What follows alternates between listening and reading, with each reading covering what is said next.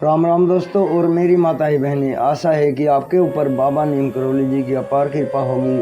आपके घर परिवार में सभी कुशल मंगल होंगे, यही मैं अर्जी लगाता हूँ बाबा नीम करौली जी की शरण में। 21 दिन की जोत लगाई है बाबा नीम करौली जी की शरण में, आप सभी के लिए, आप सभी के सभी कष्ट दूर हों। मेरे बाबा जी सबके ऊपर कृपा करें, यही मेरी प्रार्थना। जय राम जी की। दोस्तों और मेरी माताएं बहनें, आज मैं आपको एक बहुत ही पौराणिक और प्रेरणादायक कहानी है जिसका शीर्षक है लोहार की कैद में यमराज। तो इस कहानी को पूरा सुने मेरे भाई, बहुत ही अच्छी कहानी है। और आगे भी शेयर करें, चैनल को सब्सक्राइब कर ले अगर आपने नहीं किया है तो। शुरू करते हैं लोहार की कैद में यमराज।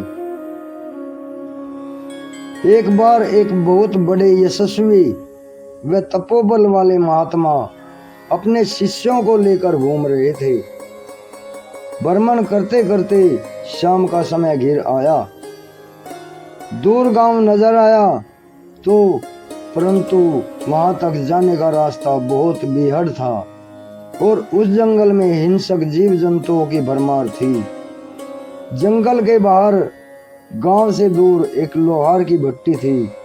अपनी भट्टी के साथ ही बने घर में वह स्वयं रहता था।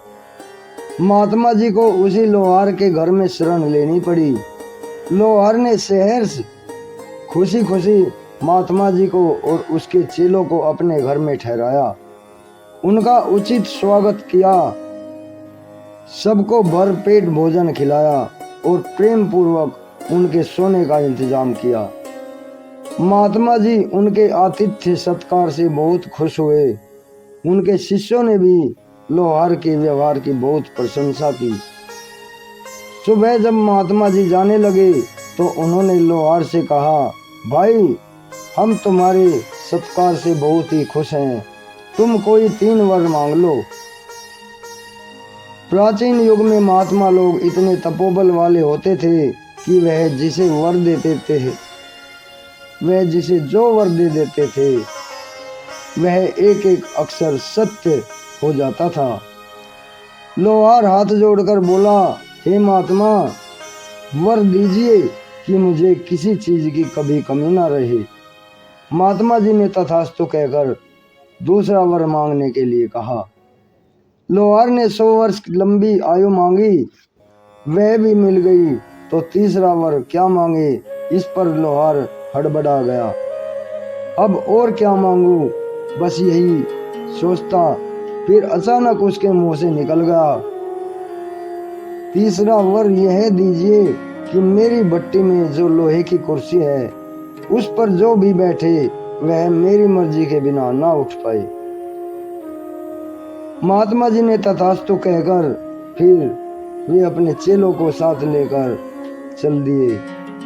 वह लोहार का ही काम करता रहा, पर उसके लोहे में बरकत आ गई, उसके काम में कभी कोई कमी ना रही। दिन पर दिन उसका काम बढ़ता गया।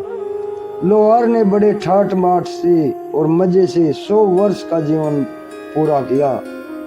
वह बूढ़ा नहीं हुआ था, खूब हट्टा कट्टा बना रहा। दुनिया छोड़ने का समय आया तो उसे यमराज लेने आ गए। लोहार घबरा गया। उसके दिमाग में एक युक्ति आई। उसने यमराज से कहा, महाराज आप उस कुर्सी पर विराजें, मैं जीवन के अंतिम कार्य निपटा लूं, थोड़ा सा समय लगेगा। यमराज उस कुर्सी पर बैठ गए। यमराज के बैठते ही लोहार ठहाका मारकर हंसा। अब यमराज लोहे की कुर्सी पर कैद हो गए थे। बिना लोहार की इच्छा के वह उठ नहीं सकते थे और बिना उठे लोहार मर नहीं सकता था। लोहार बड़ा खुश हुआ। इसी खुशी से उसने सोची कि एक मुर्गा लेकर आऊं।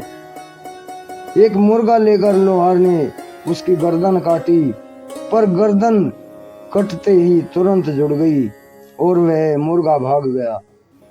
बिना यमराज के किसी की मौत कैसे आती। उसने एक बकरा काटा, उसकी भी गर्दन जुड़ गई और वह भी लात मारकर भागा। लोहार ने सोचा चलो दाल रोटी और खिचड़ी खाकर ही गुजारा कर लेंगे। पर 1 साल बीतते ही अनर्थ होने लगा। कोई जानवर नहीं मरा, कोई जीव नहीं मरा, इसलिए जीवों की संख्या बेतहाशा बढ़ने लगी। हवा में कीट पतंगे, मच्छर और मक्खियाँ इतनी हो गई कि सांस लेना भी दूभर हो गया।